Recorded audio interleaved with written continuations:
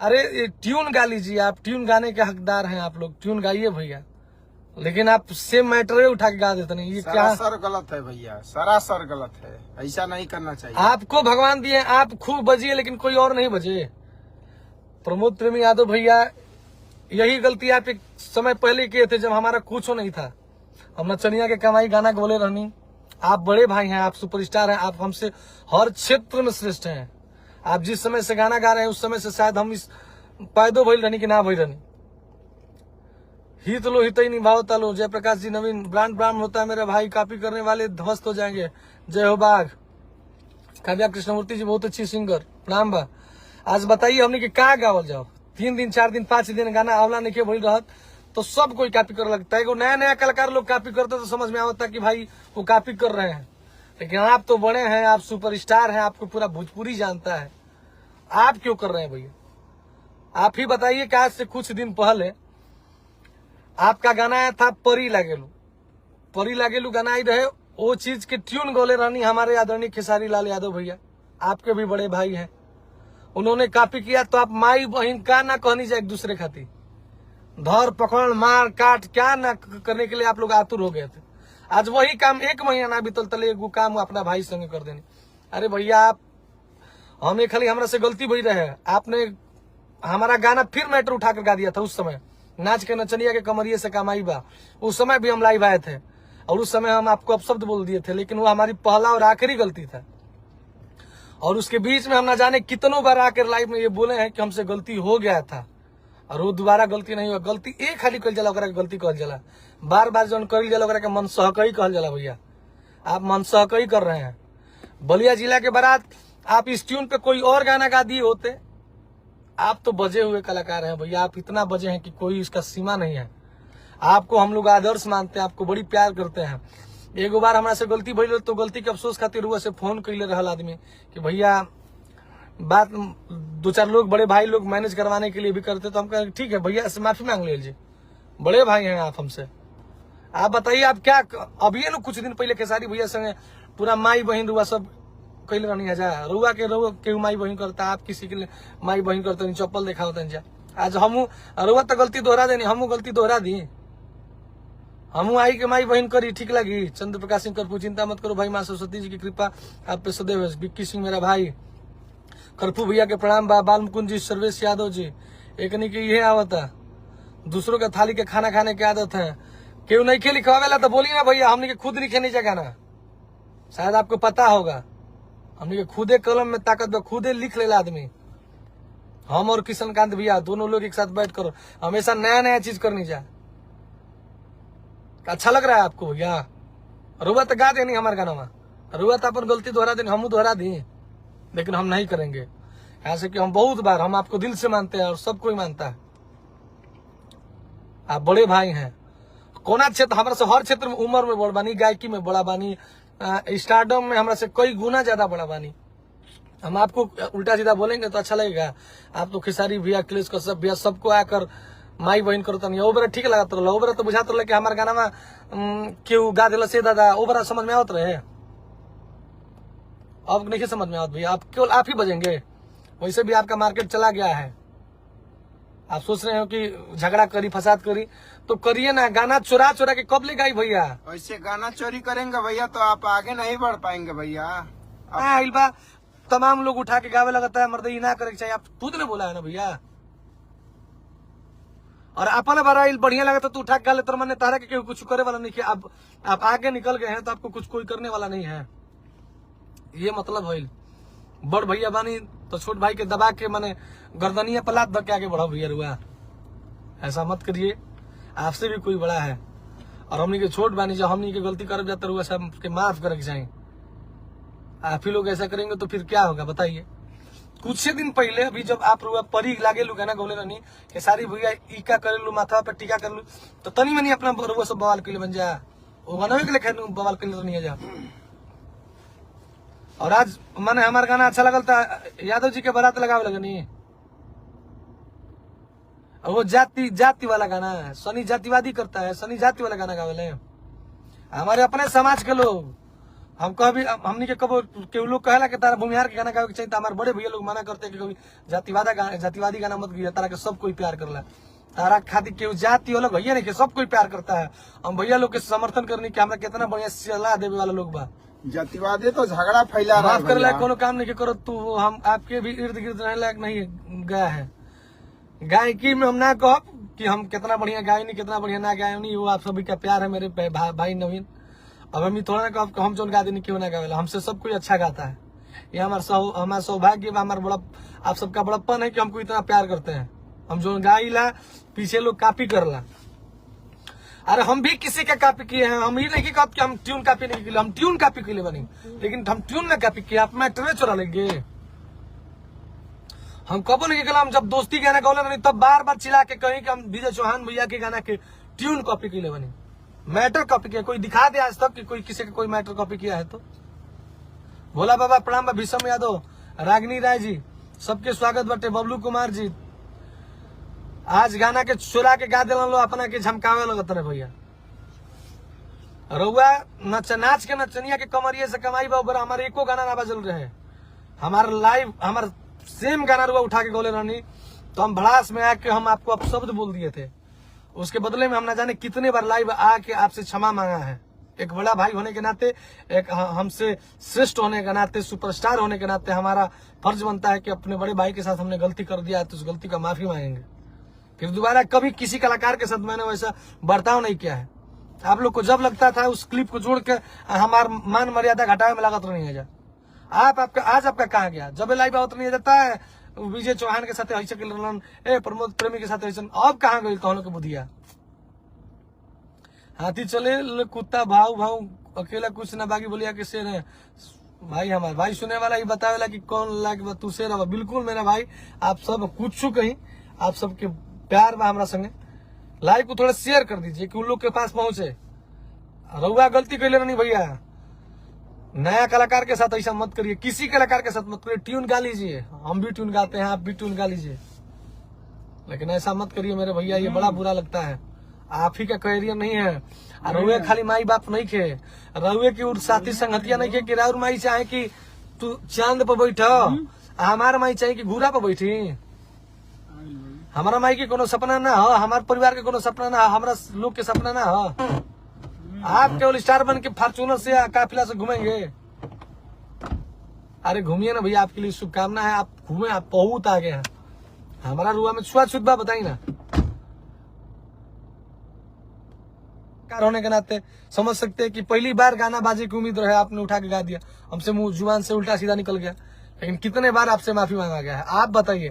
अभी हाल ही में इनका गाना परी लागेलू जो खूब बाजल है भैया के गाना, खेसारी लाल यादव भैया सुपरस्टार है, जो ये भोजपुरी के सबसे दो बड़े स्टार पवन भैया खेसारी भैया। भैया कॉपी इनकर मैटर ना के ट्यून, वो भी उनका ही ट्यून था, खेसारी भैया का ही ट्यून था। उस पे टीका कर लू गाना गई तो आई के झगड़ा करत लो, गाड़ी देते लो, गाड़ी के डिक्की में बैठल तमाम लोग गीतकार बनत रहे।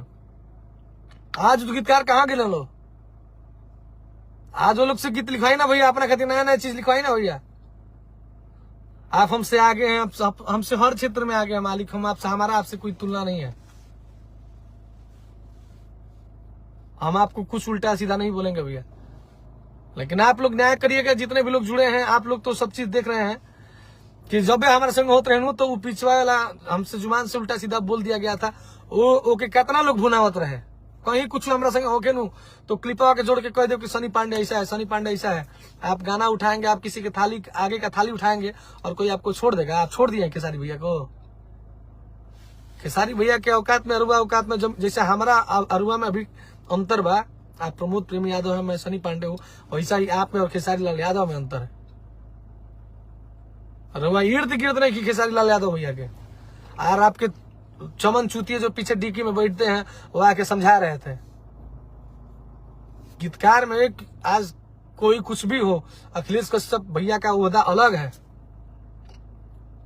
और मौका मिलल तो सब कुकुर भोके लगल सके, ये फलान ठेकान, ये फलान ठेकान, ये फलान ठेकान। हाँ, प्रमोद प्रेमी यादव हैं, आप अपने लिए हैं कि मतलब प्रमोद प्रेमी यादव हो तो भैया केहू के गाना में उठा के गा देबो, तो हमारो मुंह में दे दी तान माई बहन के गाड़ी।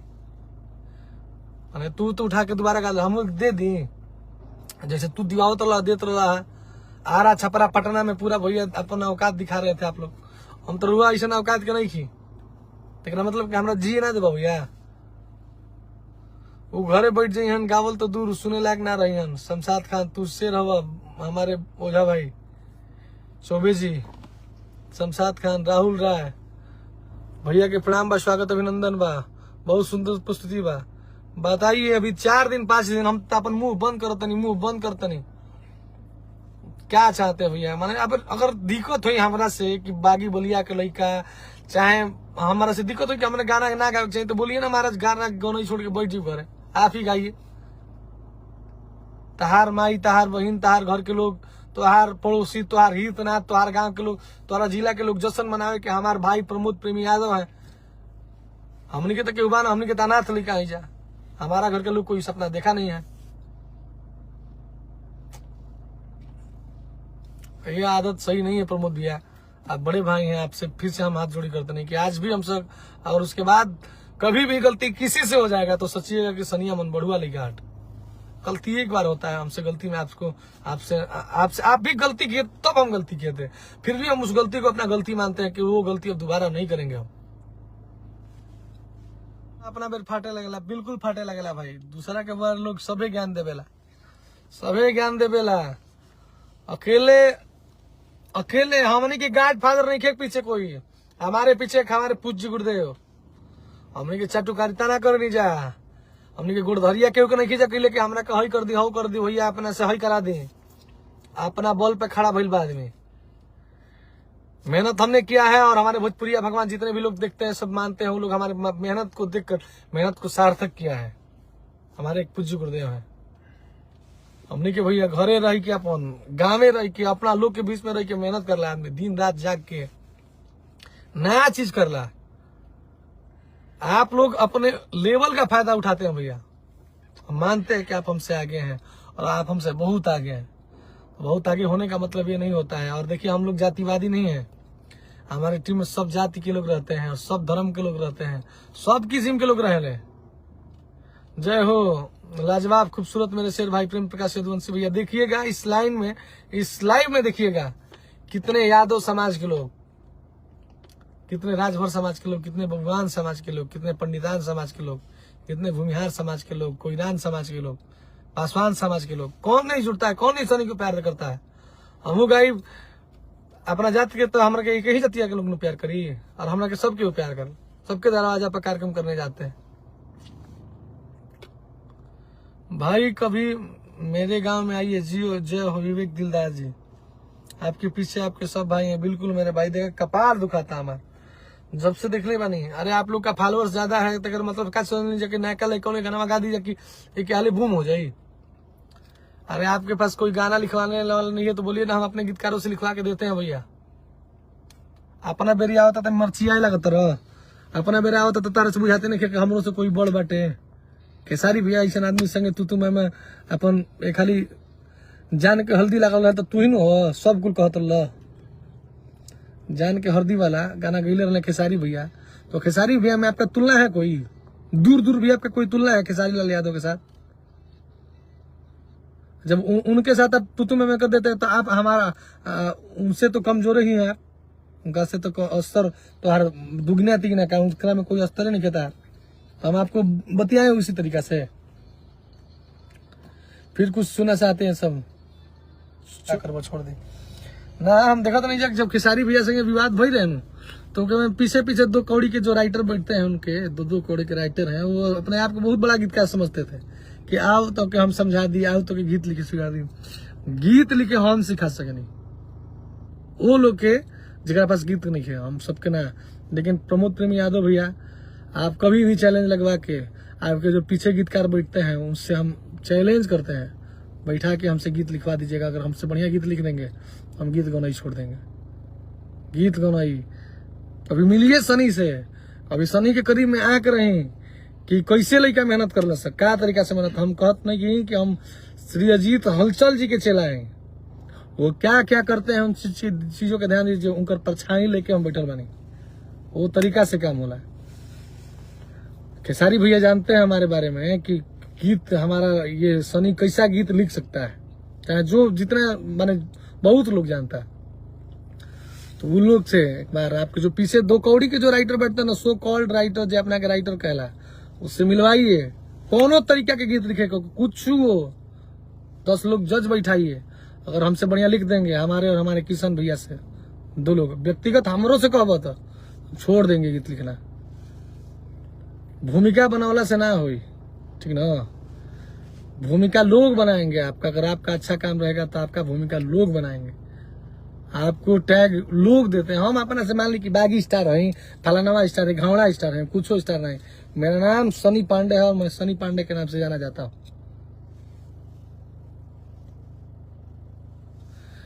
नाम केहू के नाम ना धरब, केहू के नाम नहीं के धरे कि मेरा भाई ना ये कुल ना है, इसका वाला काम नहीं क्या करे कि ये लोग सब भोजपुरी के जनता हम से ढेर चलाक में मरते आई के विवाद के लिए थोड़े ना हो। हम हमरा से एक बार गलती हुई, हमने आप शब्द बोला है, उस गलती के लिए हम बहुत बार लाइव में क्षमा मांगे हैं। और एक बार जो गलती होता है उसको गलती कहते हैं, बार बार जो गलती होता है ओकरा के मन सकल कहा जाला।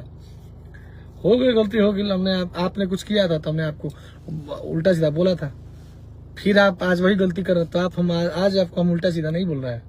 आप बड़े भाई हैं, आपका सम्मान करता हूँ, आप हमसे हर क्षेत्र में श्रेष्ठ हैं, आपका सम्मान है और आजीवन सम्मान रहेगा। कभी आप नहीं सुनेंगे कि आपके लिए कोई गलत शब्द किसी के लिए, उसके बाद कोई ये नहीं कर सकता है। आप लोग खूब प्यार दीजिए, बलिया जिला के बारात गाना के खूब बजाई जा, खूब गर्दा करी जा, बड़ भाई बानी जा, छोट भाई के जिए दी जा। गर्दन दबा के आगे के भोजन छीन के अपना पेट मत चलाइए। बहू का फर्ज बनता है कि छोट भाई के ख्याल करिए, आप लोग ख्याल करिए, आप लोग बड़े भाई हैं। माता रानी रुआ सब कैसे ही भर के रख ले बाड़ी, माता रानी आप अच्छे रहेंगे तो और भरेंगे। देर होता है आएंगे। तो आपको सभी को प्रणाम है, खूब लाइव के शेयर करी जा, खूब दबा के शेयर करी जा। बलिया जिला बारात गाना के एकदम बचा